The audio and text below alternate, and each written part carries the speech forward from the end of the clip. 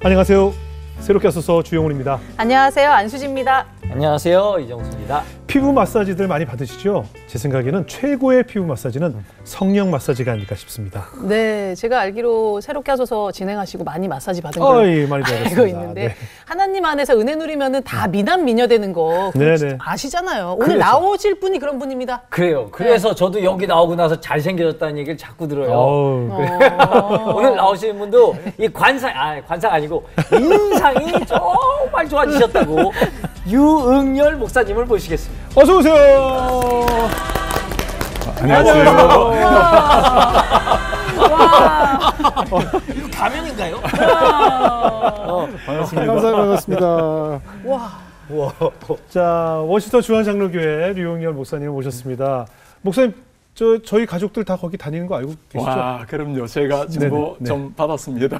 네, 저희 매형이 최주열 집사고요. 저희 누나가 주경숙 집사고요. 저희 조카들도 다 거기서 만나서 결혼했고, 워싱턴 중앙장로교회에서 그냥 평생 몸담고 살고 있고, 저희 누나들 집도 세너빌이고, 저도 세너빌에 살았었고. 제삼 잘 알죠. 네네, 저도 너무 귀한 분이십니다. 네네, 그래서 그냥 뭐 워싱턴 중앙장로교회 뭐 저희 모 교회 같은, 네, 거기 담임 목사님 오늘 나오셨어요. 우리 성도님이시네. 저는 이제 가신 적은 없죠. 저는 이제 그 전에 있던 장소 있었잖아요. 세너빌 오기 전에. 저 세븐일레븐 근처에 거기 있었는데 거기 있을 때 저는 몇 번 가봤었고 그 후에 저는 한국에 나왔고. 우리 명예 교인합시다. 아니 저희 명예 거기 있기 때문에. 그뿐만이 아니고 이제 워싱턴 중앙장로교회 좀 제가 뭐 좀 칭찬하자면 미국에 얼마나 많은 교회가 있겠어요. 미국 교회들이 어마어마하죠. 미국 전체 교회 중에 딱 13교회만 미국을 대표하는 교회를 뽑았대요. 13교회만. 거기에 한국 교회로는 딱 유일하게 워싱턴 중앙장로교회가 들어가서 5만 3천여 개 교회 중에 유일하게 워싱턴 중앙장로교회가 미국을 대표하는 교회로 뽑혔는데 바로 그 교회가 교회 목사님이십니다. 맞습니까, 목사님? 이건 뭐 자랑해도 되잖아요. 네? 뭐 특별한 이유가 있었을까요? 유일하게 한인 교회가 거기 들어갔어요. 네, 뭐 모든 게 하나님의 은혜이지만 우리 성도님들 정말 귀한 분들이십니다. 제가 목회하지만 세상에 이런 성도님들이 계실까 할 정도로 지금 13년째 목회하면서 너무너무 겸손하고 귀하신 분들, 그리고 장로님들도 참 좋으세요. 그리고 우리 목회자들, 제 제자들도 많이 있는데 정말 귀한 목회자들, 그리고 전임자들께서 참 좋으셨습니다. 우리 10년 동안 전임자도 계셨고 그전에는 원로 목사님 지금 소천하셨습니다마는 정말 그분들의 헌신 수고로 말미암아 오늘 하나님께서 참 복을 주셔서 그렇게 미국 사회에서 좋은 교회로 인정을 받게 되었어요. 이거 속 얘기를 들어봐야 되는데.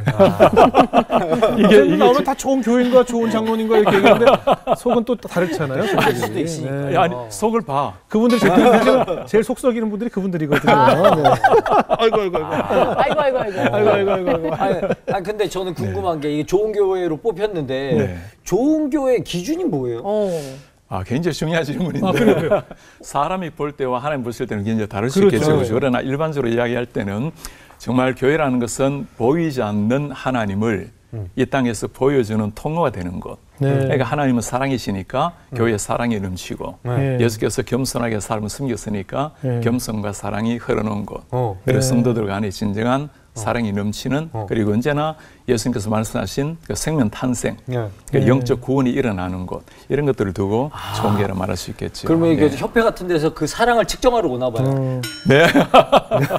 사랑이 얼마 넘치는지. 일단 교회가 뭐 엄청 크고요. 일단 뭐 주일 되면 일단 워낙 교회가 크다 보니까 한인들이 많이 보이잖아요. 그래서 그 센터빌 지역의 교회 앞에 경찰차들이 일단 기본적으로 몇십 대가 지상적이 아니고 무슨 사고가 생기고 워낙 많은 사람이 보이니까 경찰차들이 항상 거기 29번이죠. 맞습니다. 29번 상에 슬슬 서 있어요.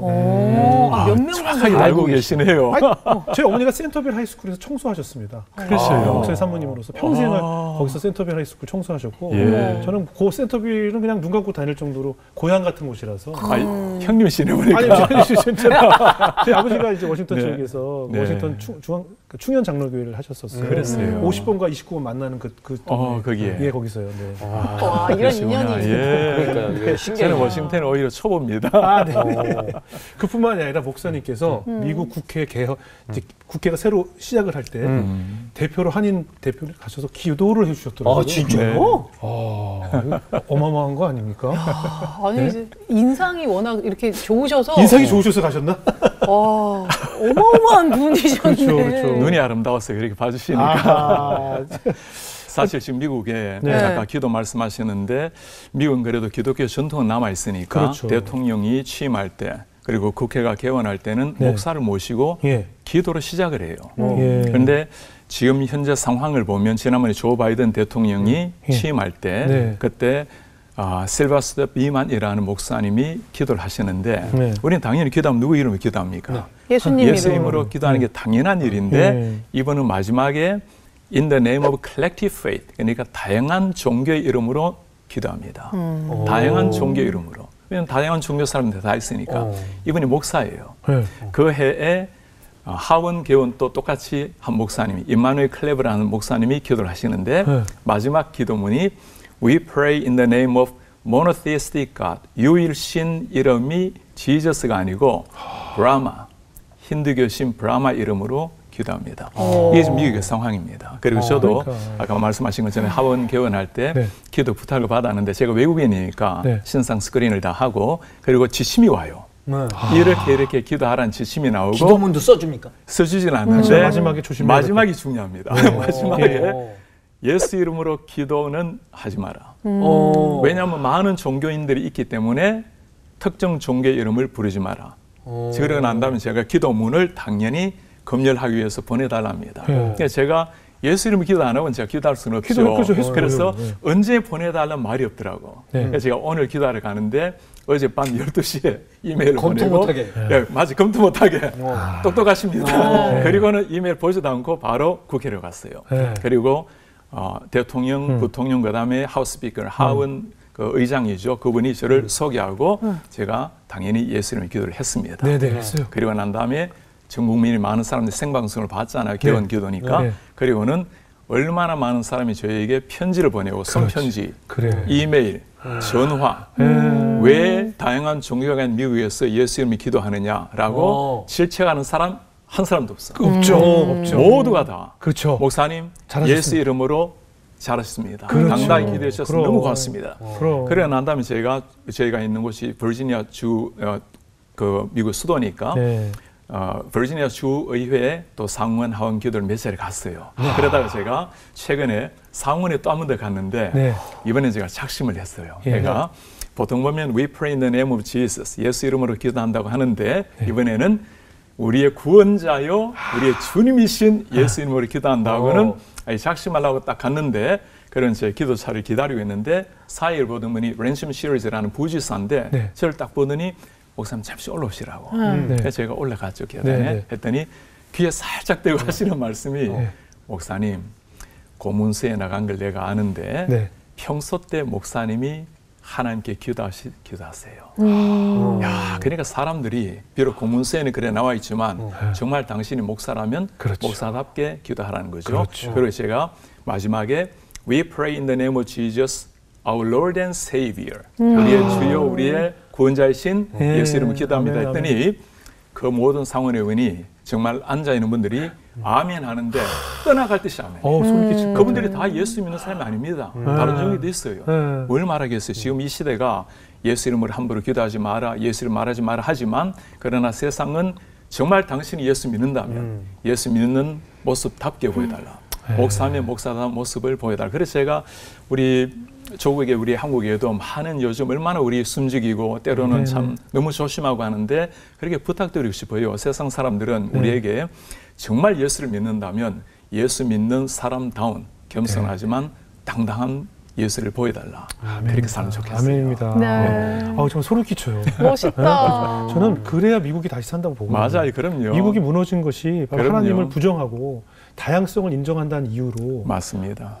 크리스마스라는 단어 못 쓰게 하고 홀리데이로 쓰게 하면서부터 미국이 무너진 것이 아닌가 늘 생각하고 있었는데 목사님께 당당하게 정말 얼마나 눈치 보였겠어요. 그렇죠? 사실 하면서도 이거 어떡하지?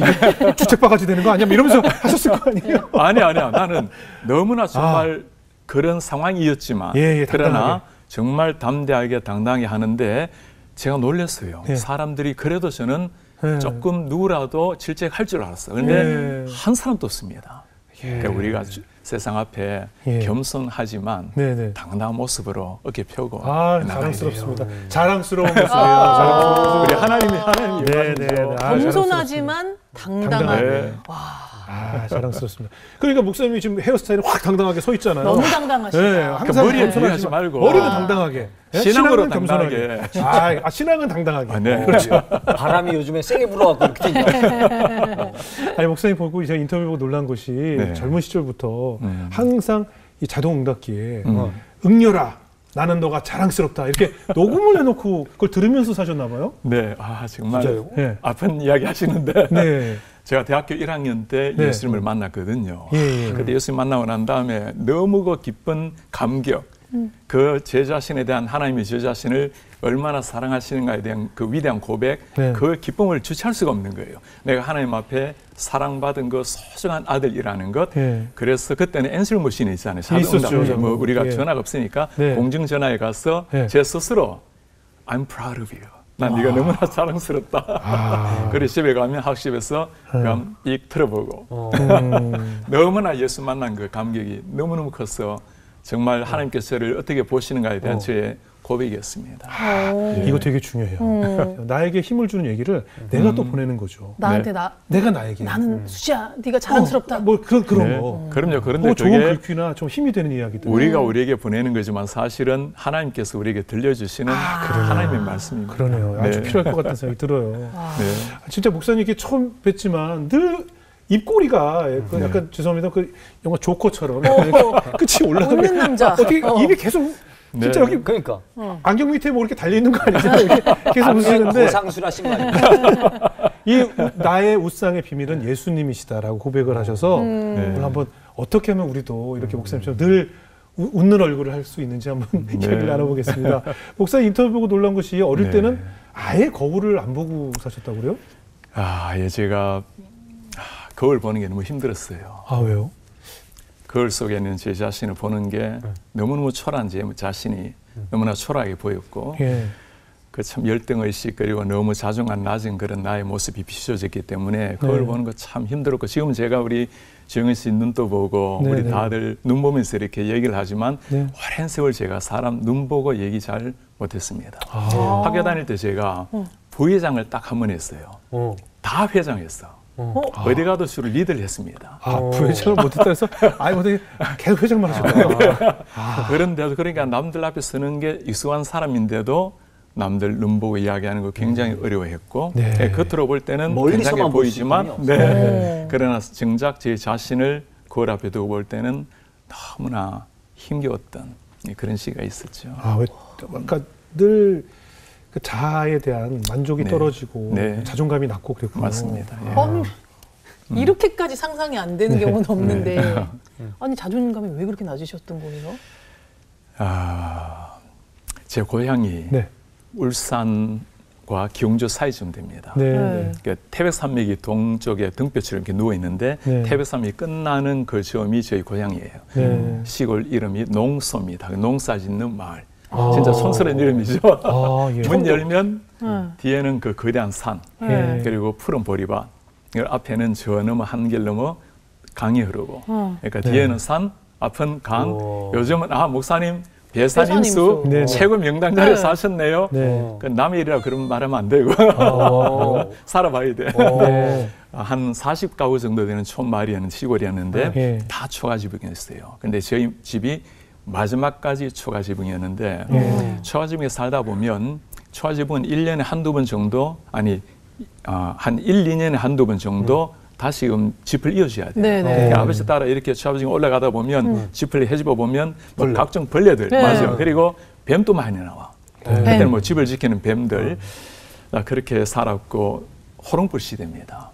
사실 제 나이에 호롱불 켠 사람 그렇게 많지 않잖아요. 호롱불 우리나라 말에 등잔 밑이 어둡단 말이 있잖아요. 호롱불은 밑이 안 보여요. 그러니까 책을 읽어도 이렇게 등잔 위로 이렇게 봐야지 밑에 보면 잘 안 보여 이게. 그러니까 호롱불 켤 때는 그 어린 나이에 소박한 꿈이 호롱불 기름 떨어지는 거예요. 기름 떨어지면 뭘 켜는지 아시나요?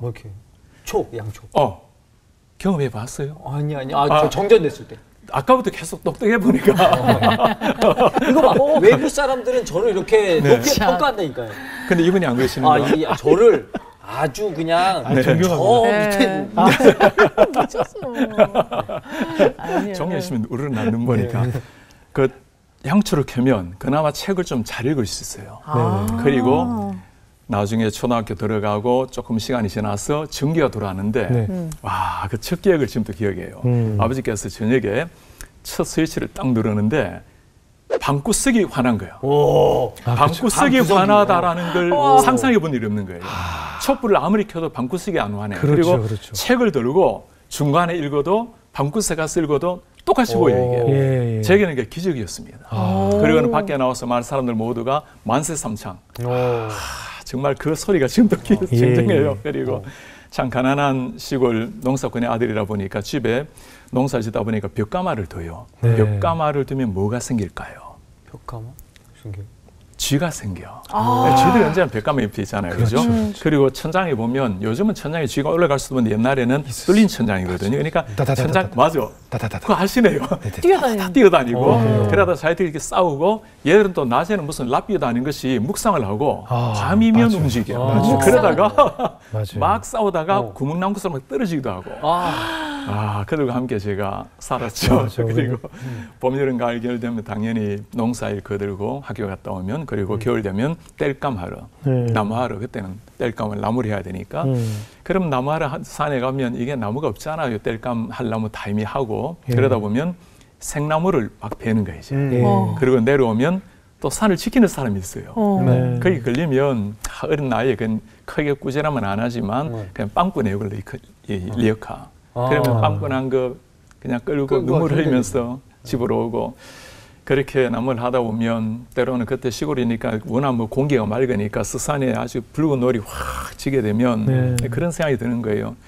나는 매일 이렇게 농사 짓다가 나무 하다가 내 인생이 앞으로 어떻게 될 것인가.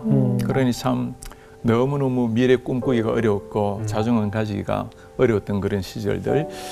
또 하나는 참 저희 가정사도 참 많이 어려웠어요. 저희 아버지께서 본래 부인께서 먼저 돌아가시고 그리고 어머니와 재혼을 하시게 되셨는데 우리 또 아무래도 형님들이 또 새로운 어머니가 오시니까 쉽지 않으시잖아요. 그게 좀 아주 심해질 때는 좀 저희가 집에 있기도 좀 어려웠던 시절. 그러다 보면 그 추운 날에 어머니 또 저희 동생들하고 데리고 나와서 어디 갈 데가 쉽지 않으니까 그래도 마을에 가면 시골에는 그 마을을 지켜주는 성황당 나무라는 게 있어요. 거기에 보면 그 제사 지낼 때 기구들이 있는 집이 있는데 그 사실 얼마나 무서워요. 그런데 그래도 마을을 지켜주는 성황당 나무라고 그 옆에서 추위를 피하고 거기서 밤을 지새고 그런 일들이 참 많았죠. 그러다 보니까 제가 참 자존감을 가지기가 참 어려웠고 이런 상황에서는 제가 무엇이든지 잘하는 것으로 이 어려움을, 이 아픔을 극복해야지. 그게 그냥 제 어린 시절에 늘 생각했던 고민이었어요. 아무래도 근데 또 부모님도 속상하셨을 것 같은데 부모님은 어떤 분이셨어요? 저희 부모님은 참 특별한 분이셨습니다. 농사를 평생을 지으셨는데도 농사꾼 아버지 그리고 어머니시잖아요. 그런데 어머니께서는 저에게 특별한 걸 남기셨는데 초등학교 처음 들어갔을 때 한 학기를 마치고 난 다음에 방학이 되니까 담임선생님한테 고맙다고 편지를 쓰라. 그래서 제가 담임선생님한테 편지를 썼어요. 2학년 때 당연히 1학년 박유혁 선생님, 2학년 황영자 선생님, 3학년 이동길 선생님, 4학년 송강은 선생님, 5학년 심혜수 선생님, 6학년 김하수 선생님, 중학교 1학년 김정수, 박동식, 이상건, 그리고 고등학교 때 가지고 김정수 선생님, 이상주 선생님, 그리고 진영 선생님. 근데 12년을 여름, 겨울 방학마다 고맙다고 잘 가르쳐주셨어. 그걸 남기신 거죠. 그리고는 대학을 들어갔잖아. 대학에는 선생님이 한두 분이 아니잖아요. 12과목을 들었어. 12과목 12분께 다 편지를 썼어요. 잘 가르쳐주셔서 고맙습니다. 그랬더니 제가 유학을 마치고 이제 교수생활을 할 때 그때 한 영문학 교수님이 저보고 이건 그때 나에게 보내준 편지를 아직까지 가지고 있다네. 그리고 교련 선생님 기억나요? 옛날에 우리 교련이 있었다고. 있었죠. 분사훈련. 박순평 교련. 선생님. 그분께도 편지를 써서 그랬더니 자기 생애 학생들한테 처음 편지를 받은 거예요. 그렇죠. 너무너무 고맙다고. 담임 선생님한테 하는 경우는 있지만 교련 선생님한테 하는 경우는 근데 왜 하필이면 교련 선생님? 네, 아니 그러니까 모든 선생님한테 다 하는 거죠. 모든 쌤한테 다 모든 선생님 교련 선생님. 심지어 교련 선생님까지. 그 12분 쌤한테까지 쓰고 그게 마지막이었어. 이게 저는 정상인 줄 알았는데 약간 정상이 아니구나.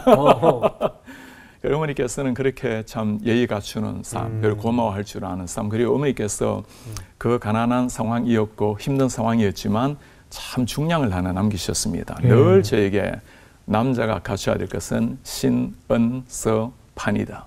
신이라는 것은 우리의 신체, 몸가짐, 그리고 언변, 글쓰기, 그리고 판단력.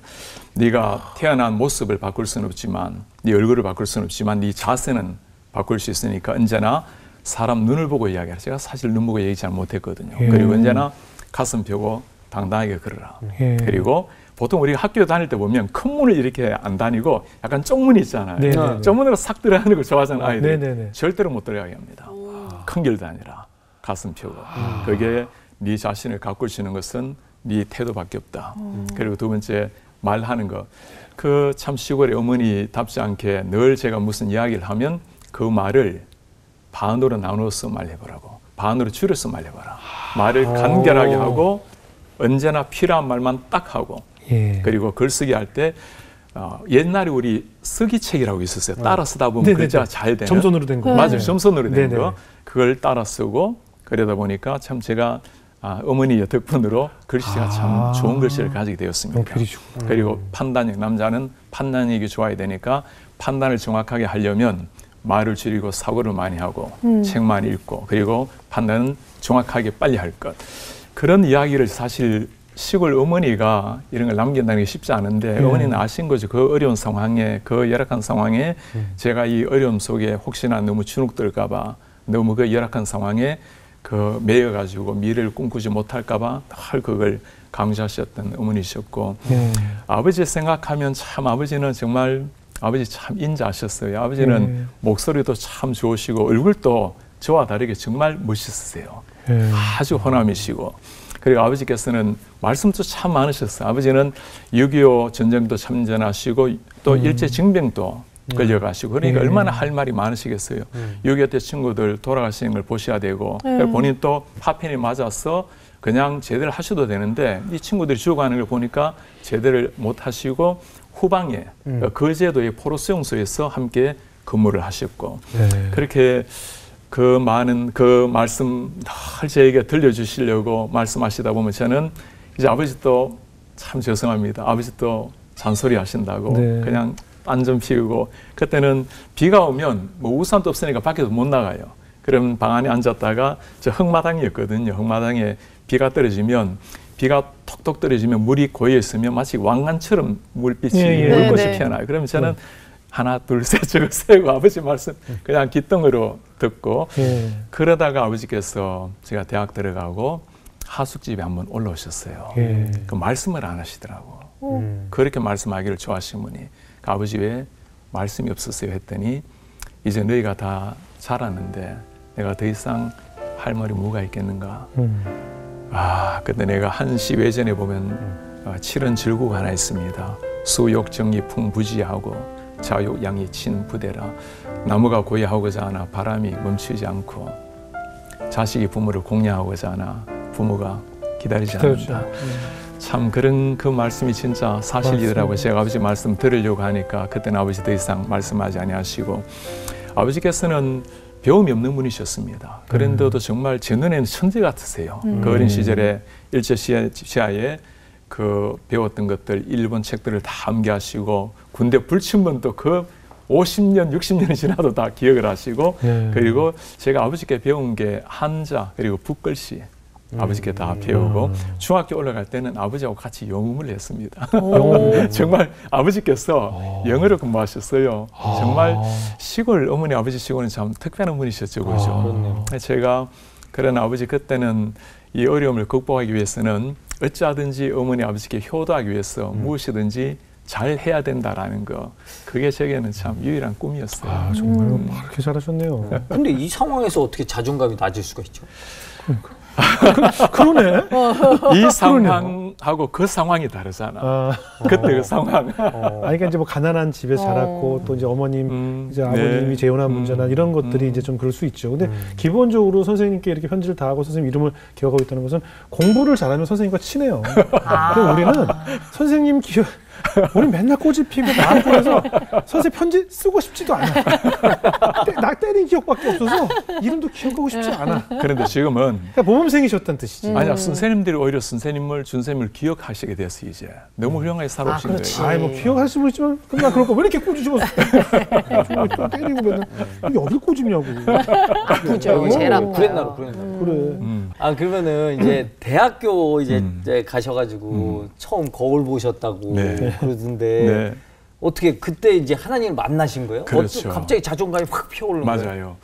대학교 때 정말 기적 같은 일이 일어난 겁니다. 네. 제가 사실 중학교 3학년 때 교회로 전도를 처음 받기는 했어요. 그래서 그때는 뭐 다녀도 전혀 예수님을 모르고 다니는 많은 하다가 대학교 1학년 들어가서 선교단체에 제가 소개를 받고는 그곳에서 성경을 하면서 주님을 만나게 되었는데 처음에는 예수님을 만나고자 하는 그 열정으로, 왜냐하면 교회를 좀 다니긴 했으니까 그래도 주님을 모르고 대학에 들어와서 이제는 사람들 보니까 진짜 이 성교단체도 얼마나 열심입니까? 그 극렬 열심 분자들 보니까 저도 예수님 있는 것 같은데 믿어야 되겠는데 이게 믿기지 않는 거예요. 그래도 또 열심을 내었죠. 열심 내고 전도도 하고 성경도 읽고 기도도 하고 그래도 믿겨지지 않으니까 나중에는 교회를 다니다 보면 예정이란 말 쓰잖아요.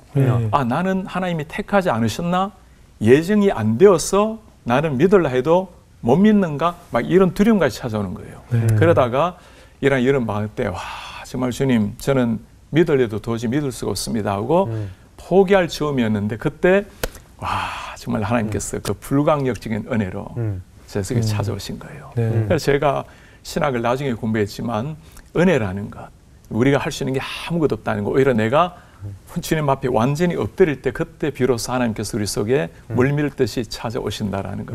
그래서 제가 우리 시청자분들 중에서도 그런 분들 계시지 않겠어요? 나는 좀 믿고 싶은데 교회도 다니는데 또 성경도 읽는데 뭔가 믿겨지지 않는, 믿고는 싶은데 진심으로 믿기지 않는 그런 분들이 계실 겁니다. 그럴 때 절대로 포기하지 마시라는 거. 하나님이 반드시 찾아오실 때가 있다는 거예요. 근데 대학교에 가실 땐 신학이 아니셨잖아요. 네. 왜 그 대학은 뭘로 그럼 처음에 가셨어요? 참 제 본래 전공은 영문학이고 또 대학원에서도 영시를 저는 전공했어요. 공부 잘하셨구나. 공부를 잘하니까 편지를 쓰지. 공부를 못하는 애들이 무슨 선생님한테 편지를 써?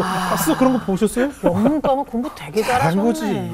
공부 잘하는 애들은 다 선생님하고 친해. 선생님이 다 이뻐해. 공부 잘하면. 그렇네. 우리랑 다른 얘기야. 우리 또 공부 잘하는 사람 싫어하거든요. 싫어하지 않아요. 그냥 존경하지. 존경하죠. 다를 뿐이지. 가깝게 느껴지지 않을 뿐인 거지. 그럼 이제 하나님을 만나고 자존감도 회복이 되면서 나의 모든 정말 인상도 달라지고 모든 환경이 달라졌겠네요. 세상을 보는 기준이 달라지고. 정말 말씀처럼 세상 보는 기준이 완전히 달라진 거예요. 제 자신을 바라보는 눈, 세상을 바라보는 눈, 인생을 해석하는 눈, 다 혁명이 일어난 거예요. 제가 제 자신 거울도 잘 못 봤다고 하지 않습니까? 이제는 예수님을 만나고 나니까 하나님께서 제 자신을 얼마나 소중하게 만드시고 나를 얼마나 사랑받은 아들이라는 걸 알게 되니까 내 자신을 새롭게 보게 된 거예요. 하나님의 사랑받은 아들이라는 것. 그리고 난 다음에 거울을 보니까 거울 속에 있는 내 자신의 모습이 너무 멋진 거예요. 너무 멋있어. 아니 반응 좀 협조 좀 해주세요. 아니 멋있어요. 반응이 느리잖아요. 지금. 알았어요. 다시 한 번만 기회 주세요. 거기서 막 할렐루야 막 이거. 거울 속에 이제까지 제 자신 보는 게 너무너무 초라하고 너무너무 힘들었는데 거울 속에 있는 내 자신을 주님을 만나고 보니까 너무너무 멋있는 거야. 아멘 아멘 아멘 아멘 아멘. 땡큐. 할렐루야 아멘. 거울 보는 걸 너무 좋아해. 지나가다 거울 있으면 반드시 한번 쳐다봐. 아멘 아멘 아멘 할렐루야 아멘. 그리고 거울이 없으면 가끔 가다가 자동차 백미러도 이렇게 하면 아멘 아멘. 그러니까 제 자신을 바라본 눈이 완전히 달라지고 나니까 모든 게 사랑스러워. 그리고 사람을 바라본 눈도 완전히 달라진 거예요. 정말 사랑받지 못할 사람 없고 사랑스럽지 않은 사람이 없고 너무너무 사랑스러워. 세상 바라본 눈이 완전히 달라졌습니다. 주님을 만나고 나니까 이전에는 말씀 읽다가 좋은 말씀 나오면 밑줄 치고 이걸로 나의 좌우명을 삼고 좋은 인격 수양에 도움을 받으리라. 그게 제가 성경을 대하는 태도였어요. 그런데 예수님을 만나고 나니까 정말 말씀이 살아있다는 게 이런 거예요. 그냥. 모든 말씀이 마치 살아서 저에게 들려주듯이 주님이 말씀하시듯이 그리고 세상을 보니까 제가 원래 영시가 중흥이라 했잖아요. 근데 영시라는 게 얼마나 아름다운 노래, 자연을 노래하고 사랑을 노래하고 인생을 찬양하지만 정말 솔로몬이 입은 그 모든 영화도 들고 다나만 못하다고 길거리에 있는 풀 한 포기도 얼마나 아름다운지 돌멩이 하나도 얼마나 아름다운지 그 돌멩이 함부로 차지 마세요. 하나님이 만드신 거야. 모든 게 다 아름다운 거예요. 제가 있는 곳이 미국 수도 버지니아잖아요. 샤난도 기억나시죠? 미국의 제일 좋은 국립공원 아닙니까? 가면 봄, 여름, 가을, 겨울 너무너무 아름다워. 근데 봄이면 아름다운 꽃향기, 여름이면 그 아름다운 정말 마치 그 도포 같은 그 운무들, 가을에 그 아름다운 그 단풍, 겨울에 설산. 그래서 저는 그 샤난도 올라가면 그 아름다운 광경도 좋지만 제 눈에 보이는 거는 저 마른 나무들, 바닥에 떨어지는 그 마른 나무들. 와, 제가 하루만 뗄까 하면 1년을 내가 뗄까 말았는데 그렇지. 옛날에 산에 다녀도 그토록 해도 나무 하나 없었는데 저 널려있는 나무 보면 정말 얼마나 아까운지 요즘 제가 이런 얘기하면 우리 성도님들 의심충만한 눈치를 봅니다. 아니 저 목사님을 보니까 그냥 보기는 고생 하나 하는 것처럼 보이기도 하고 때로는 우리 성도님들이 목사님 약간 귀공자 타입이에요. 완전 아멘, 아멘. 정말 그 얘기 들으면 막 힐링이 일어나. 너무너무 힐링이 일어나고 이게 누가 하신 일입니까? 하나님이 하신 일이겠죠. 제가 흔적을 가져놓으라. 제 손에 보시면 전부 다 낫자국이에요. 낫자국, 낫. 이게 중간에는 이게 완전 날아갔잖아. 이게 7살 때 토끼별 베다가 그 요즘 같은 깨매면 이런 게 남지 않는데 그때는 토끼별 베다가 이게 된장 바르고 쑥 바르고 그러니까 전부 다 지금 이게 40년이 50년이 흘러도 그대로 남아있는 상처들 참 그런 모든 모습에서 주님을 만나고 나니까 인생 혁명이 일어난 거죠. 제 인생을 해석하는 눈도 달라졌어요. 제가 공부를 잘했어요. 그래, 알고 있습니다. 한마디만 더 할까요? 네네. 아주 잘했어요. 네네. 공부 잘하는 사람밖에 시간을 막 그래가지고 그 정말 한국에 제일 좋은 대학교에 좋은 과를 지원을 했는데 안 되고 제가 외국 대학교 연구과를 간 겁니다.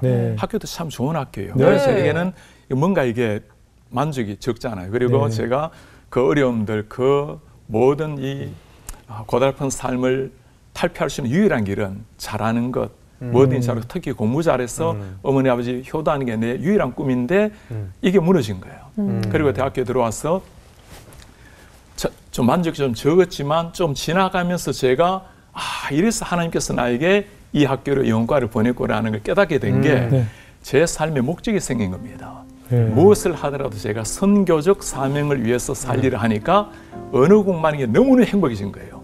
단어 하나 잘 외우면 누군가를 전도할 수 있다는 거. 그래서 제가 오랫동안 영어 통역관 생활을 했어요. 그 시골에서 살아온 사람으로 그리고 일본어, 중국어 언어 많이 합니다. 독일어, 라틴어 그러니까 말도 여러 가지 하고 읽기도 여러 가지 읽고 근데 그런 것들이 언어 하나 잘하면 이걸로 누군가를 전도할 수 있다는 생각을 하니까 모든 게 달라진 거예요. 우리나라에서도 언어 열풍 많잖아요. 그죠? 저는 언어 잘하는 비결이 뭡니까? 라고 묻는다면 꼭 이 말 해주고 싶어요. 사명을 발견하십시오. 하나님 안에서 사명을 발견하면 이 사명을 위해서 내가 언어가 쓰인다고 생각하면 우리가 뭘 못하겠어요. 그 마음으로 공부하게 되면 놀라운 일이 일어나는 겁니다. 미국 여자 꼬시고 싶어서 영어가 막 늘잖아요. 됐네. 저기 그 사명. 아저씨 그런 사명 말고. 아니 근데 확실한 동기부여는 되죠. 그래서 원래 한 나라의 언어를 빨리 늘려면 그 나라 친구를 사귀라는 말이 있잖아요. 뭐 이성 친구든 동성 친구든 해야 되니까. 뭐 그런 건데 이제 하나님의 비전을 가지고 내가 사명을 가지고 목표로 감고 하게 되면 이제 빨리 는다는 사실 다 비슷한 얘기예요. 근데 이정수 형제 얘기가 더 확 와닿긴 하죠. 맞아요. 사실 그 아까 동기부여에 대해서는 동감. 근데 목사님은 그렇게 얘기할 수 없으니까 이제 사명이라고 포장을 하신 거고 정순 나름대로 이렇게 표현을 한 거죠. 진짜 중요한 것 같아요.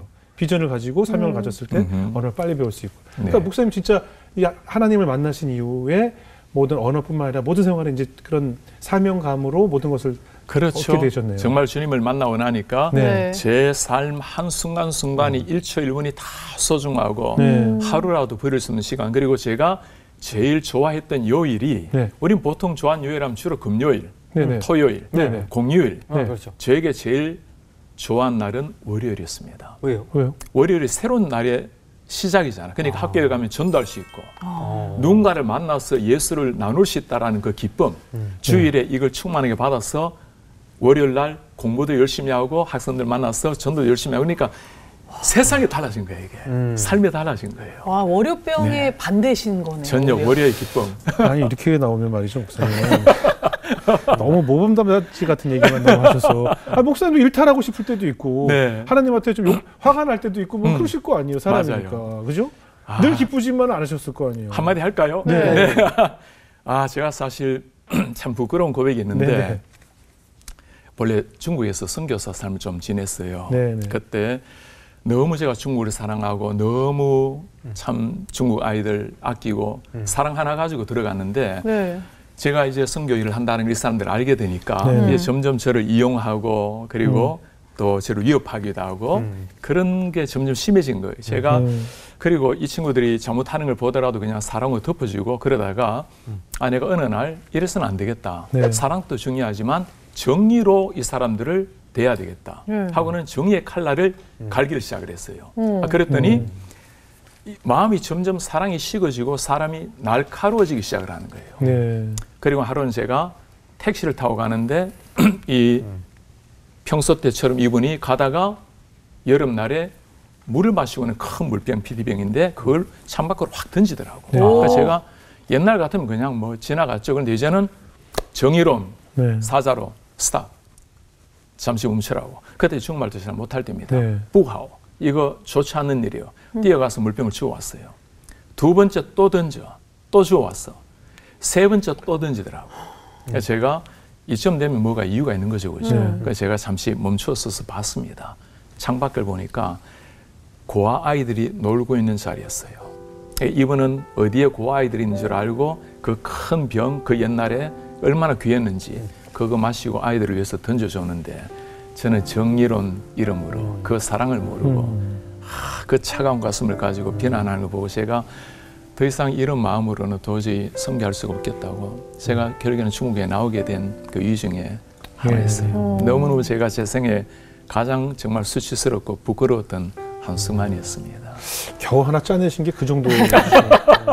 난 적어도 누굴 하나 팼거나 각자 경찰서에 한번 잡혀갔거나 뭐 이런 거 하나 좀 나와주셨을 줄 알았는데 중국을 떠난 이유가 페트병을 던졌는데 알고 보니 그래서 깜짝 놀랐네요. 아니 그냥 이 시간에 그냥 막 그냥 그냥 비밀 폭로해야 되겠네 보니까. 이 정도 시면 하나 더. 신학교 다닐 때 제가 2학년 되었을 때 원래는 제가 신학 공부를 하게 된 계기도 제가 3년은 그래도 평생은 못 살아도 3년은 예수님처럼 좀 살아보겠다고 공생하겠다고 신학교를 들어간 거예요. 그러다가 2학년쯤 되어서 우리 아이들이 중고등부가 점점 막 늘어나는데 그때 한 특별한 얘기가 하나 왔어.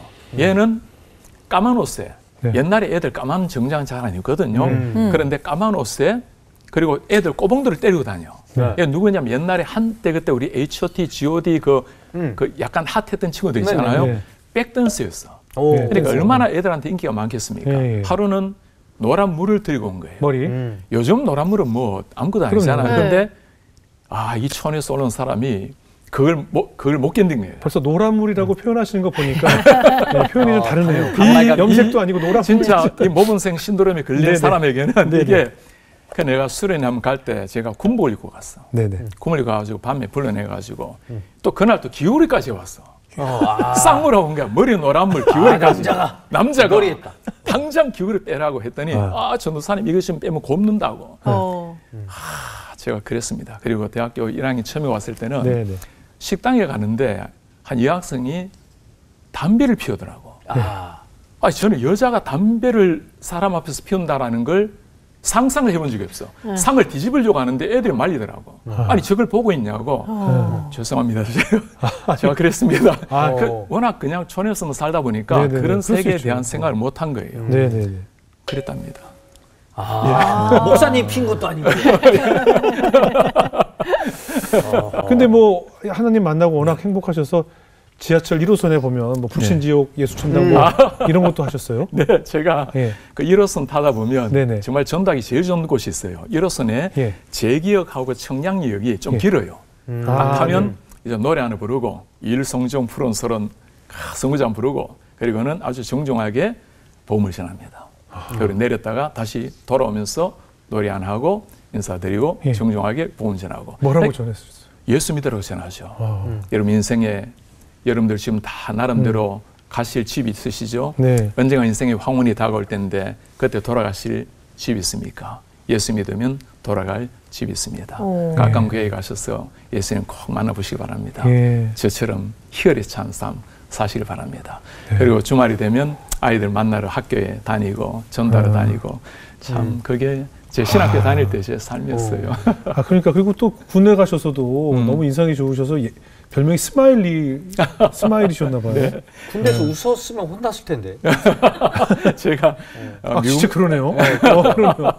저는 미국 무대에서 근무를 했는데 제가 주로 했던 일이 영어 번역하고 통역하는 일이었어요. 네. 제가 옛날에 우리 팀 스피릿 훈련이 있었잖아요. 네. 팀 스피릿 훈련할 때 제가 그 변호사 통역을 3개월 동안 했는데 이분이 제 이름을 부르는데 네. 이름이 어렵잖아요. 응리열 미국 그래, 사람들에게. 그래서 도저히 발음이 안 된다고 어렵네요. 예. 좀 쉬운 발음. 그래 뭘 부를까 하더니 야 너 맨날 웃고 다니니까 네. 스마일리를 하라고. 스마일리. 그래서 그때부터 스마일리라고 제 이름이 되었습니다. 그때부터 워낙 네. 무쌍이셨군요. 네. 아니 근데 아까 그 신학대학원을 다녔 게 뭐 3년 공생 네, 얘기하셨잖아요. 맞습니다. 예. 근데 목회자는 그럼 그 이후로 어떻게 되신 거예요? 본래 사실 목회자가 되려고 간 것은 아니고 아까 말씀처럼 3년만 공생하고 돌아오리라고 생각을 했는데 아까 그 친구 그 머리 물들이고 귀걸이하고 노란물 제 눈에 나쁜 친구 네. 그 친구가 하루는 저보고 전사님 저희 집에 좀 와주세요. 아버지가 편찮으세요. 네. 집에 갔더니 아버지 폐암이신데 누워 계시는 거예요. 침대도 없고 어머니는 그냥 계시지도 않고 형하고 둘이 사는 거예요. 너무너무 제가 마음이 무너지는 거예요. 그리고는 얼마 지나서 아버지 돌아가셨어. 그래서 집에 갔더니 병원에도 못하고 집에 그냥 계시는데 한낮을 앉아있는데 아무도 찾아온 사람이 없는 거예요. 그 친구가 남들이 보기에는 얼마나 화려하게 멋지게 보냈겠어요. 그런데 그 아이 속에 있는 그 아픈 내면 그 눈물을 모르고 있었던 거예요. 그리고 그 친구 아버지 잘 모시고 그리고 난 다음에 얘가 서서히 변화되기 시작했어요. 그리고는 교회를 제대로 다니고 얘가 변하니까 그것도 꼬봉들 함께 다녔던 친구들도 변화되고 머리 물 스스로 빼고 귀걸이 빼고 그런 걸 보면서 한 사람이 변화되는 게 얼마나 위대한 일인가. 그래서 사람 변화에 대한 기쁨을 본 거예요. 그래서 제가 그것이 계기가 되어서 신학 공부를 목회자가 돼야 되겠다 생각을 했고 그러다가 신학대학원은 3년이거든요. 3학년 2학기가 되었는데 하루 구약 교수님이 저를 집으로 부르세요.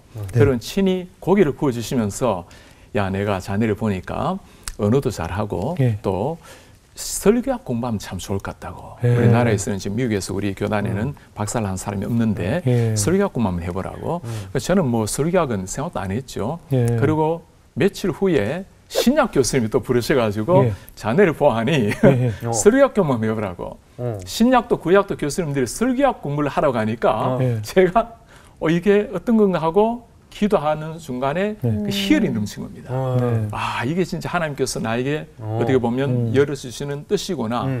그래서 바로 유학을 준비하는데 이제 유학 준비할 시간도 없는 거니까 유학하려면 토플을 시험 쳐야 되잖아요. 그래서 제가 영어는 좀 하니까 보스턴에 있는 학교에 전화해서 내가 지금 토플 시험 칠 시간이 없다니까 토플 안 쳐도 된다고 너는.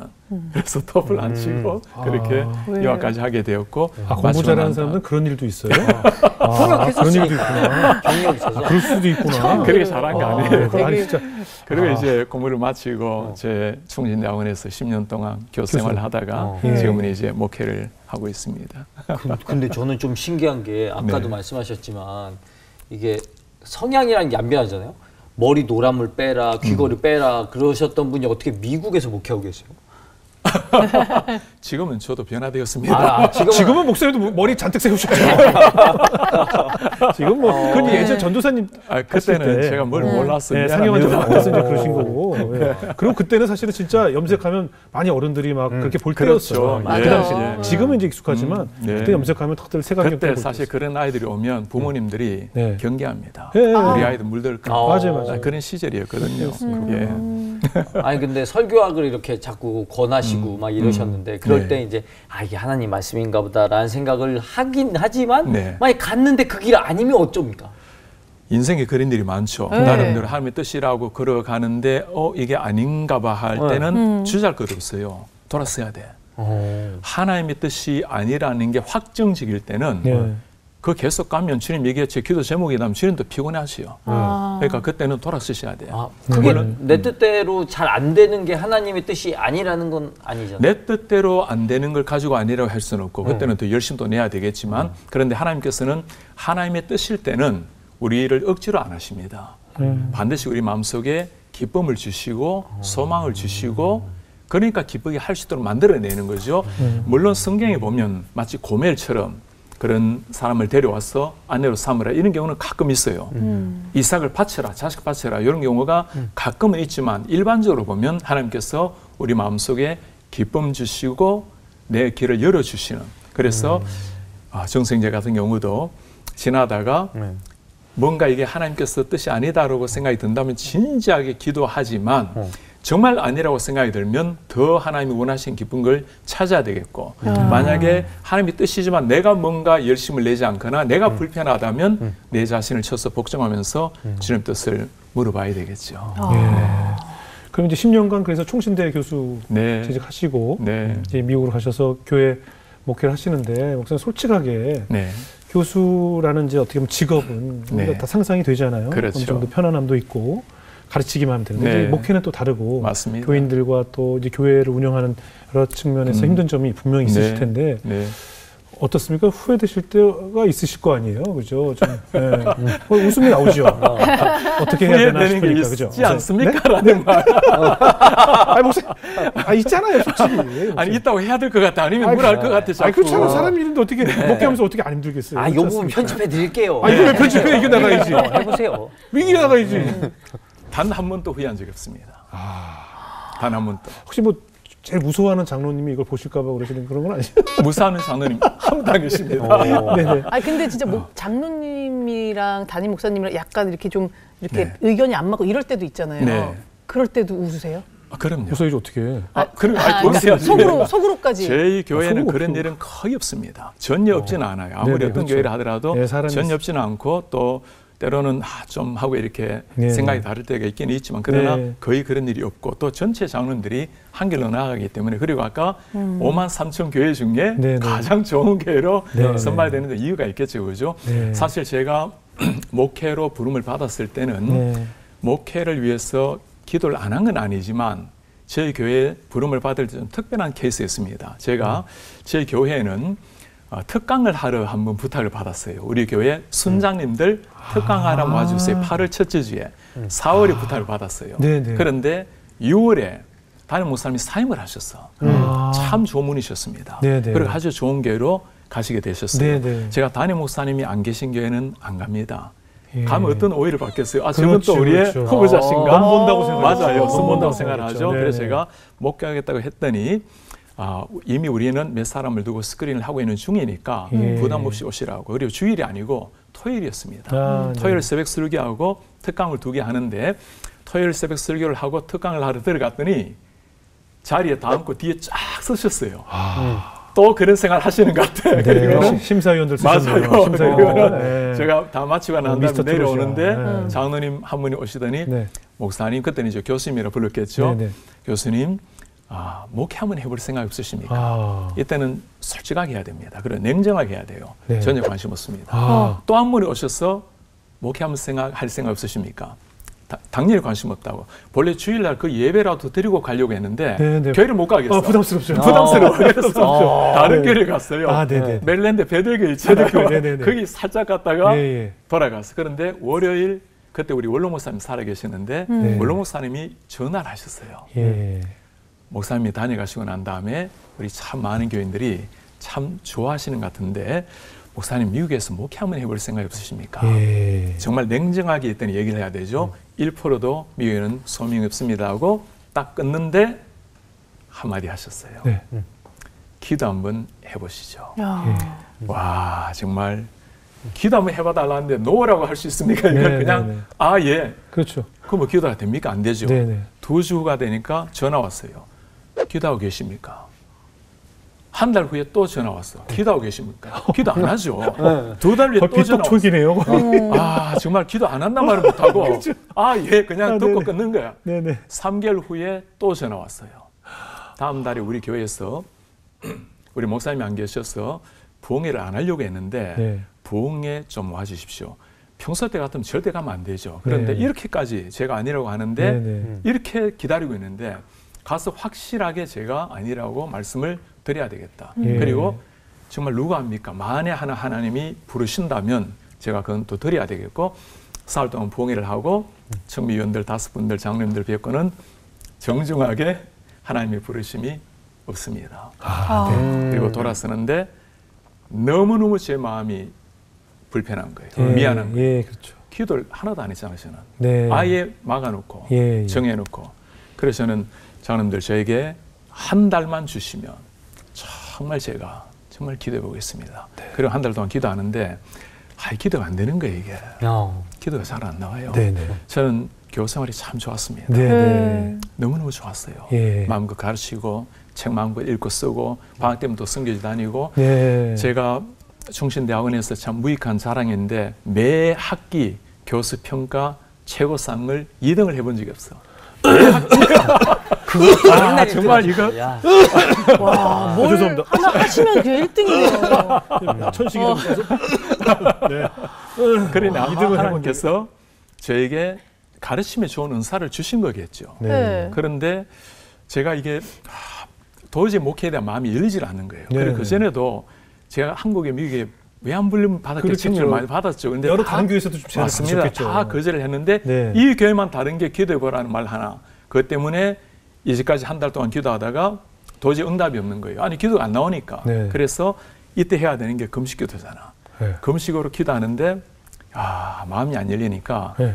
배만 고프지 응답이 안 돼. 응답이 없어. 그러다가 네. 마지막 날 그러니까 이제 마지막 내일 네. 달벌 쉬어야 되는데 네. 하나님 앞에 제 인생의 모토가 있습니다. 네. 카톡, 페이스북 다 이게 나와 있는데 예수님의 십자가와 나의 죽음을 생각하면 모든 게 단순해진다. 예수님의 십자가 생각하면 뭘 우리가 따질 게 있고 네. 언젠가 내가 주님 앞에 설 날을 생각하면 내가 뭘 주님 앞에 고집하겠습니까? 주님 무엇이든지 말씀만 하시면 묻지 않고 순종하겠습니다. 그때 하나님께서 제 마음속에 주신 게 네가 목자가 아니냐. 목자란 마음을 주셨어요. 확실한 응답이라기보다는 목자의 마음, 그 마음을 가지고 제가 바로 숨기겠노라고 그렇게 답변했어요. 그리고는 교회를 찾아가서 이제는 월화수를 목회자들과 수련을 하고 금토는 장로님들과 수련을 하고 첫 주일을 쓰는데 와 수련을 하는데 제가 지금처럼 여유만만하게 미소 짓고 앉아 있는데 머릿속에는 만 가지 생각이 나는 것이 내가 제대로 왔는가. 교수는 그만둬도 또 후학들이 있잖아요. 그런데 목회는 하다가 그만두면 또 얼마나 하나님께 영광도 가리고 교회 얼마나 또 불편하겠어요. 제대로 왔는가. 막 별 생각이 다 나는 거야. 그리고 주일날 강단에 딱 섰습니다. 지금까지 너무너무 행복하게 정말 너무너무 행복하게 우리 교인들이 정인입니다. 근데 궁금한 게 교수 월급이 많습니까? 목사님 월급이? 이 사람은 되게 중요한 질문인데. 진짜 그런 생각을 안 해봤네. 비슷할 것 같은데요? 하나님께서는 미국 달러로 주는데. 여기가 날 것 같다 주세요. 여기 대형 교회잖아요. 이게 중요한 답변이어야 되는데 제가 또 있던 모범생 신도름이 있잖아. 예, 우리가 너무 부하지도 않게 너무 가난하지도 않게 충분하게 바꾸시네요. 하지만 해야 할 업무의 양이 목회가 훨씬 많죠. 해야 할 일이 몇 배가. 정말 그거 그리고 묻는다면 교수가 저도 해보니까요. 평균 방학이 의외로 꽤 길어요. 방학이 1년에 2번 있잖아요. 그러면 지금 말씀하신 성도 내 시간을 좀 가질 수 있고 좀 쉬었다 갈 수가 있는데 목회는 쉼이 없잖아요. 아 정말 그렇게 말씀해 주시니 위로가 됩니다. 아 그럼요. 교수는 3개월 정도 가르치면 3개월 또 방학, 또 3개월 하면 방학, 또 6년 가르치면 1년, 안식년. 그런데 목사의 삶이라는 거는 쉼이 없죠. 쉼이 없죠. 월요일이 쉰다고 하지만 주로 또 행사는 월요일 다 있어. 그리고 목사의 한 일일은 하루는 한 주예요. 그러니까 주일 설교가 되어야 하루가 끝나는 느낌인데 설교 끝나면 또 시작이야. 그렇죠. 그리고 목사님 어디가 더 힘듭니까? 아까 기쁨은 있다 하지만 묻지를 말아야 돼. 10배는 더 힘들어. 아, 그럼? 10배가 뭐예요? 수백 배 더 힘들죠. 고맙습니다. 짊어질 성도 숫자만큼. 이거 일단 우리 장로님들, 성도님들 좀 보면 좋겠는데 이거 편집하지 말고. 그래서 목사님들이 정말로요. 제가 이 방송에 목사님들이 저를 되게 좋아해요. 사모님들도. 왜냐 목사님들과 사모님들 편에서 얘기하거든요. 정말. 목사라서 할 수 없는 얘기들이 있어요. 맞아. 목사님들 어디 나와서 장로 때문에 정말 아주 열받아 이런 얘기 못 하잖아요. 근데 제가 대신 팍팍 긁어드리거든요. 근데 장로님들은 저를 별로 안 좋아할 수도 있어요. 권사님. 왜냐면 그분들이 굉장히 힘들게 하잖아요. 목사님들을. 장로님들이. 왜냐면 제가 항상 목사를 제일 힘들게 하는 사람이 누구냐? 그 교회에서 그 교회를 제일 사랑하는 사람들. 그 사람들이 목사를 제일 힘들게 해요. 무슨 얘기인지 알죠? 그런 사람들 지금 웃고 계시지만 속으로 박수 치고 계시다는 걸 제가 압니다. 속으로 지금 아멘 아멘 하고 지금. 몇 명 떠오르시겠다. 근데 그럼에도 불구하고 목회가 참 행복하고 그러니까 하시잖아요. 그럼요. 뭐가 제일 행복하세요? 성도님들의 변화. 성도님들이 전도되어 와서 예수님을 믿고 변화되는 모습. 최근에 우리 교회 한 성도님이 여성분이 전도되어 왔어요. 이분이 참 힘겹게 사시다가 교회 와서 1:1 성령을 하다가 주님을 만난 거예요. 만나니까 우리는 요즘 주님 만난다는 말을 너무나 이렇게 가볍게 쉽게 하는데 예수를 만난다는 것은 죽은 자가 살아나는 거예요. 죽은 심장이 뛰는 거잖아요. 이게. 두 눈 못 보던 사람이 보는 정도가 아닙니다. 사람이 살아나는 거야. 근데 그분한테 이 기쁨이 온 거예요. 남편 전도하고 아이 전도하고 너무너무 기쁘니까 학교에 가서 아이 학교에 갔더니 한국인이 옆에 있는 사람이 아니 당신은 뭐가 그렇게 기쁘냐고 어떻게 얼굴이 평안해 보이냐고 내가 예수님을 믿게 되었다고 우리가 한번 가자고 이분이 전도대 왔어요. 또 다시 공부를 했고 예수를 만나서 남편 모시고 오고 두 아이 데려오고 그 세례받고 아이 유아 세례 주고 이 처음에 만나신 분이 한국에 부모님이 오셨어요. 정말 목사님 우리 어머니 아버지 예수 만나게 도와주세요. 기도하는데 우리 닭똥 같은 눈물이란 말 쓰잖아요. 정말 닭똥 같은 눈물을 톡톡 흘려요. 그분들 예수도 믿게 되고 아버님이 돌아가시기 직전이 되었습니다. 우리 영권의 목사님이 가셔서 그분한테 전도를 하는데 7번을 결신 확인을 하셨대요. 그리고 그 자리에서 병상에서 돌아가시기 전이니까 세례를 주는데 그 미국인 의사들 간호사들 길이 박수 난리 난 거예요. 너무너무 기뻤어. 그리고 다음날 돌아가셨어요. 그러니까 한 분이 주님 앞에 변화를 받고 나니까 10명이 다 변화받고 그 동생은 굉장히 목사 싫어했던 사람이랍니다. 그런데 지금 마음이 열리고 있대요. 아마 멀지 않아서 또 한 번의 탄생이 일어나겠죠. 이런 어떤 영혼의 변화를 보는 건 너무너무 감격스럽고 그리고 제가 목회하면서 특별히 기뻐하는 것은 우리 목사님들이에요. 저는 우리 목사님들이 좋은 목사들로 좋은 부교자들이 담임 목사로 준비돼서 나아가는 거 너무너무 행복해. 교수로서보다 더 보람 맞습니다. 있는 일이네요. 맞아요. 그게 정말 큰 보람이에요. 직접적인 현장의 제자들을 또 만드시는 일이니까 그런 보람이 있겠네요. 그러면 가장 목회하시면서 슬플 때는 그 반대의 경우겠네요. 그렇죠. 슬픈 일 참 여러 가지 일이 있는데 그래도 가장 인간적인 슬픔이라면 오랫동안 함께 신앙생활을 하다가 떠나가시는 분을 대하게 되는 거예요. 지난주에는 12분이 떠나셨어요. 주님 품 안 계신 겁니다. 자, 그렇게 돌아가신 분들 볼 때 아무리 우리가 천국에 귀한 주님 만난다 하더라도 여전히 아픔이 있고 또 모두가 다 신앙생활 잘하는 건 아니잖아요. 때로는 상처받고 교회를 떠나기도 하고 때로는 아픔 때문에 또 여러 가지 또 실종하는 경우도 있고 목사로서 참 죄송하고 너무너무 아픈 마음이죠. 사실 그리고 목사님께도 좀 여쭤보고 싶은 게 저희가 이제 사람들한테 위로를 줄 때 그 사람이 크리스찬임에도 너무 힘들 때 하나님 계시다, 기도하면 된다 이 말이 좀 안 먹힐 때가 있거든요. 그럴 때는 또 어떻게 말하는 게 좋을까요? 참 중요한 질문인데 참 우리 목회자들 같은 경우는 늘 우리의 습관처럼 기도하겠습니다. 하나님께서 인도하실 겁니다. 더 나은 길로 인도하실 겁니다. 그런 얘기 참 많이 하잖아요. 그렇죠? 그런데 그게 사실 크게 위안이 안 돼요.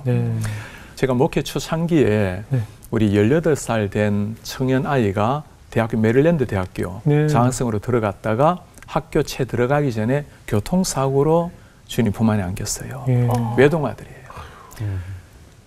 아무도 만나려고 하지 않은 거예요. 이해가 되죠, 그죠? 네. 제가 찾아갔는데 무슨 말을 해야 될지를 모르겠는 거예요. 그 앉아서 부부 앉아 있고 제가 앉아서 2시간을 한마디도 못했습니다. 눈물을 흘렸어요. 2시간 앉아 있다가 기도해주고 나오는데 저는 이분들이 뭐라고 생각할까? 목사 와서 한마디 하지 않고 2시간 동안 앉아 있다가 이렇게 나오는데 나중에 그분들이 저에게 목사님 그게 참 위안이 되었다고. 위안이 되었다고.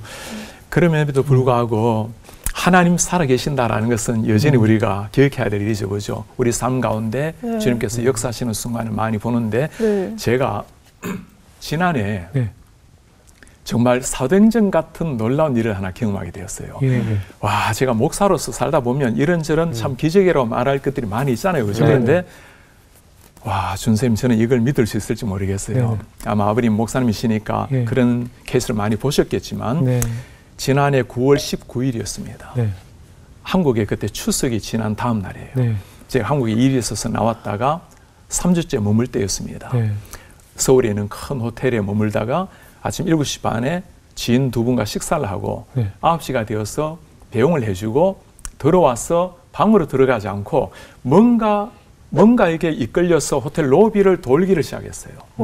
한 번 돌고 2번을 돌고 3번을 돌고 멀쩡한 사람이고 호텔 계속 돌고 있으니까 그래 3번째 돌다가 저 귀퉁이로 갔는데 누가 저를 불러요.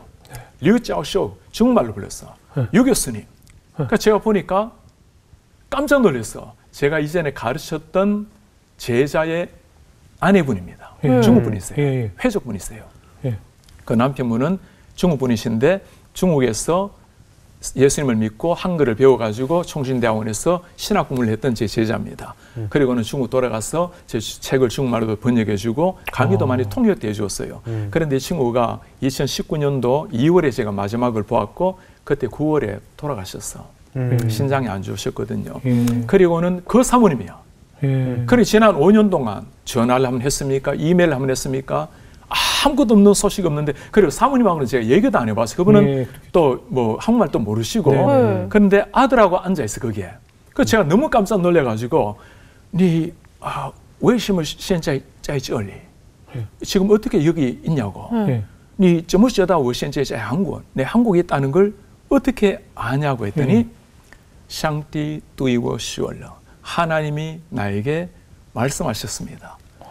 하나님이 말씀하셨대요. 그 제가 除了我的爱人没有一个人知道我现在在酒店 내 지금 이 호텔에 있는 걸 우리 가족 외에는 아무도 모릅니다. 어떻게 아십니까? 했더니 上帝对我说了 하나님이 말씀하셨다고. 무슨 일이냐 했더니 이분이 남편이 돌아가시고 중국에서 교회를 하나 개척했습니다. 2번째 개척했어. 3번째 개척을 하는데 하나님이 말씀하신 거예요. 이 3번째 교회는 유 교수를 모셔서 개척 예배를 하게 하라고. 아니 유 목사님이 지금 미국에 있는데 하나님 어떻게 모셨단 말입니까? 가서 직접 모셔오라고. 그래서 사모님 아들 2 장로가 무작정 비자를 냈어. 비자를 내야 되니까. 비자가 거절당했어요. 그게 지난해 9월 5일입니다. 비자 거절당하고는 하나님께서 뭔가 또 하시겠거니 하고는 기도하고 있는데 9월 17일 빨리 한국 들어가라고. 왜요? 유 교수가 지금 한국 나와 있다고. 그냥 한국 들어온 거야, 아들 데리고. 그리고는 호텔에 머물다가 하루가 지나고 빨리 이 호텔 가라고. 한국말로. 이 호텔 가라고. 택시 잡아가지고 한국말 이 호텔 가달라 한 거예요. 제가 있는 호텔에 온 거야. 그냥 무작정 온 거예요. 9시에 앉아 있는 거예요. 그리고 제가 돌다가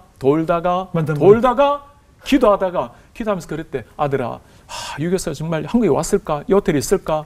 엄마, 하나님이 말씀하셨으면 있을 거야. 그러다가 자기들 또 의심이 안 되겠어요. 기도하면서. 당연히 의심 되지. 그러다 기도하다 눈 뜨다가 기도하다 눈 떠보니까 제가 앞에 딱 서 있는 거야. 너무 놀래가지고 류자오쇼. 왜 이렇게까지 나를 찾냐고 했더니 예배를 해달라고. 개척 예배를 해달라고. 언제냐고. 아니 전화로 하면 되지 미국을 했더니 아니라고. 하나님이 직접 가서 모셔오라 했다고. 그리고 언제냐 했더니 10월 5일이래요. 그래서 제가 10월 5일은 그 전주에 우리 17년 있었던 부목사님이 이스라엘에 선교사로 파송을 받아요. 제가 당연히 그 가야 돼. 그래서 차마 사모님 제가 가야 되는데 내가 못 갈 상황이라 했더니 문제 없대. 그 다음 달 와도 되고 내년 와도 된다고. 하여튼 와서 개청 예배를 드려줘야 된다고.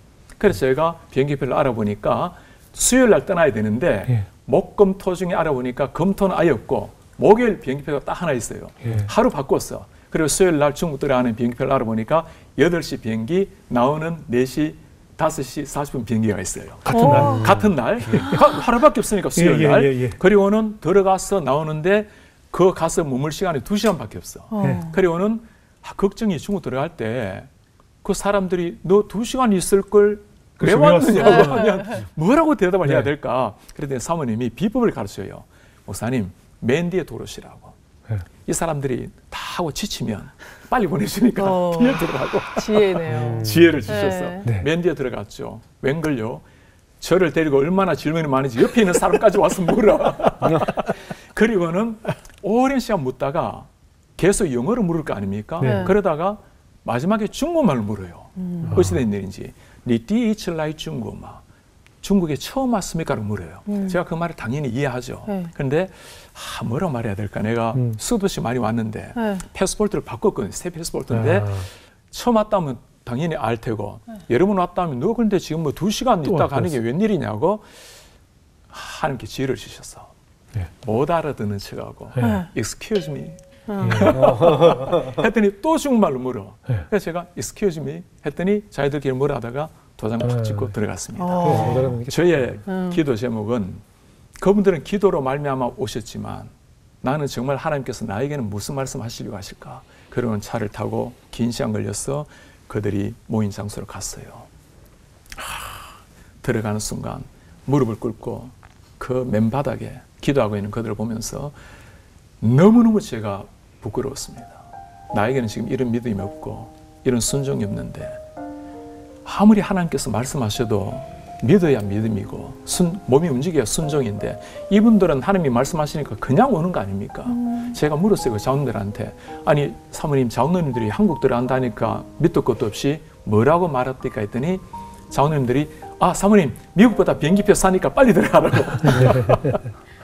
이런 걸 보면서 하나님께서 오늘날 또 이 시대 가운데 살아계신다는 거. 지금도 보이지 않지만 귀에 들리지 않지만 여전히 하나님 역사하신다는 거. 그래서 우리가 참 기도한다고 모든 게 해결되는 것 아니고 모든 게 다 잘 되리라는 보장이 있는 건 아니지만 그러나 여전히 하나님 우리 사랑하시고 우리가 함께 하신다는 걸 기억했으면 좋겠어요. 야, 그 사모님 참 기적적이네요. 정말 밑도 끝도 없이 그냥 와서 목사님을 기다린 거 아니에요.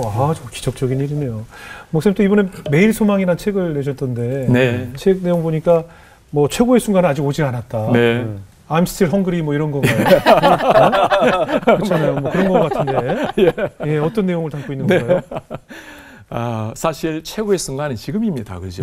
살아있는 매 순간 매 순간이 새 날이고 매일 하나님께 주신 마지막 날인데 사실 땅 위에서도 너무너무 귀하고 사람들 귀하고 순간마다 다 아름다운 생인데도 사실 이 땅이 전부가 아니잖아요. 우리가 하나님을 만났다라는 것, 예수님을 만났다라는 것은 하늘의 태양보다도 더 빛나는 주님의 얼굴을 본 사람인데 땅 위에 아무리 화려한 샹들리에 같은 게 있다 하더라도 태양빛을 본 사람은 샹들리에 빛에 관심 두지 않습니다. 그래서 최고의 순간은 아직 오지 않았다는 것은 우리가 아무리 이 땅의 삶이 화려하다 하더라도 언젠가 만날 주님 그 날을 기다린다는 것.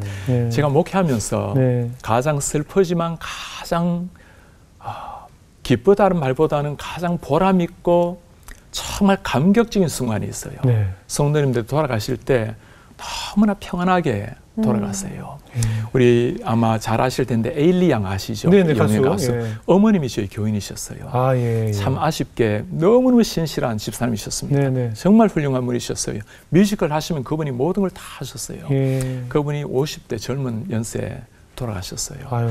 제가 이제 마지막 가쁘게 숨을 쉬고 있는 집사님 무릎 꿇고 기도하는데 제 눈물이 떨어지지 않았겠습니까? 집사님 손등에 눈물이 떨어지는데 집사님이 한마디 하셨어요. 목사님, 너무 슬퍼하지 마세요.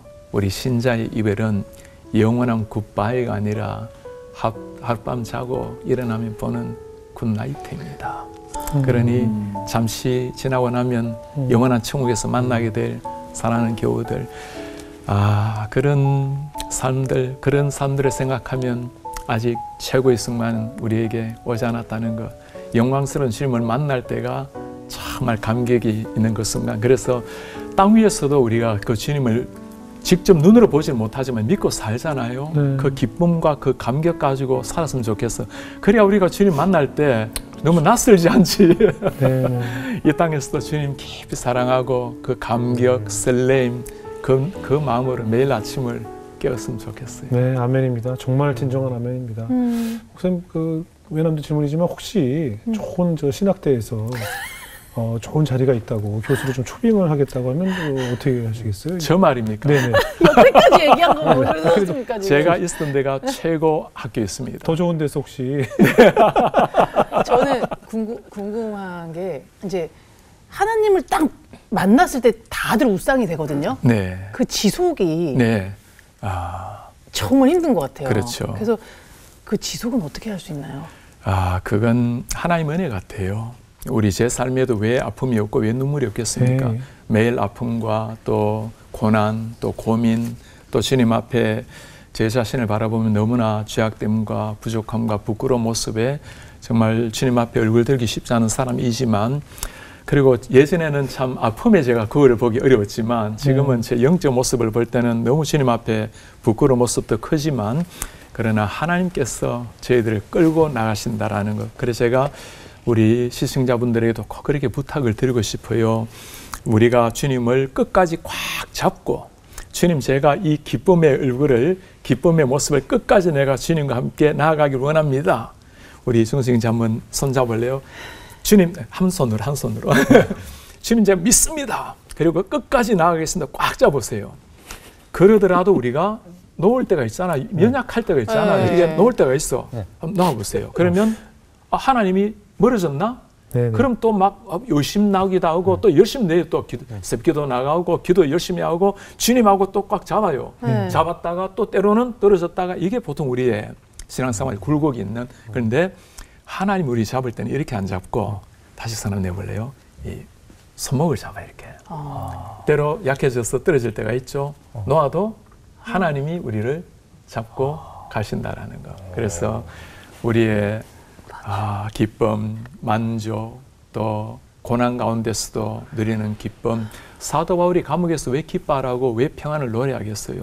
환경은 전혀 아니고 죽음 앞에서도 이렇게 노래하는 것. 그러니까 우리가 뭘 열심을 내고 막 기쁨을 달라고 할 것이 아니고 하나님께 그냥 맡기는 것. 내 인생 하나님, 주님이 주인이십니다. 그때 하나님이 인도하시는 길로 그냥 내 자신을 맡길 때 오는 선물 같아요. 예, 아멘이네요. 마지막으로 목사님, 이제 하나님께 기도드리고 있는 비전이 있다면 좀 나눠주시죠.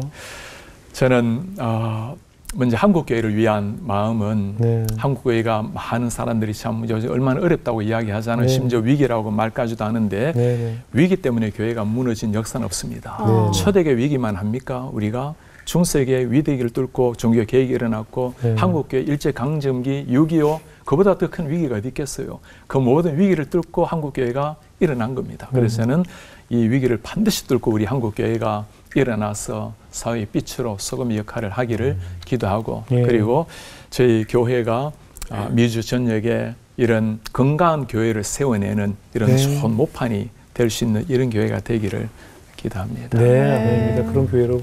정말 미국도 지금 굉장히 위기감이 팽배하다고 들었어요. 맞아요. 대통령이 자주 이제 연락이 오시는데 이 대통령 바뀌고 새 정부가 들었으면서 맞습니다. 많은 위기감이 또 닥치고 현실로 다가오고 있다고 하는데 아무래도 워싱턴 지역에 계시다 보니까 더 민감하지 않을까 생각이 들고 정말 미국 땅뿐만 아니라 또 둘로 쪼개진 우리 한국 교회를 위해서도 좀 많이 기도를 좀 부탁드리겠습니다. 자, 수자님 오늘 어떻게 들으셨어요? 이 사람이 이제 나이를 들면서 자기 얼굴에 책임을 져야 된다고 그러잖아요. 그거를 믿음이랑 연결시켜 본 적이 없는 거예요. 그냥 내가 잘 살면 나중에 나이가 들었을 때 그런 좋은 얼굴이 되겠지인데, 믿음이 좋으면 우상이 되는 게 맞구나. 내 삶이 웃을 일이 많아서 우상이 되는 게 아니라 하나님을 믿고 가다 보면 우상이 되는 거구나. 내 표정은 어떻지? 어쩔 땐 우상이지만 아닐 때도 많거든요. 그래서 저는 목사님 생각하면서 정말 남이 봤을 때 입꼬리가 올라갔다고 네네. 맨날 왜 이렇게 올라가 있냐 이런 소리 네. 들으면서 살고 싶다는 생각이 들었습니다. 정수 형제? 저는 아까 목사님이 요즘에 너무 흔하게 하나님을 만났다는 얘기를 한다라는 얘기를 하셔가지고 그게 인상이 깊었는데 사실 전 여기 이제 매일 출연하면서 매일 하나님 만나신 분들 자꾸 나오거든요. 네. 자꾸 나오는 게 아니라 계속 나온단 말이에요. 계속 나오시고 그리고 저도 나름 한 번 정도 제 변화를 이끌어 주셨던 기억이 있단 말이죠. 근데 그러고 보니까 그것 또한 진짜 하나님은 그게 뜨겁게 만난 게 아닌가?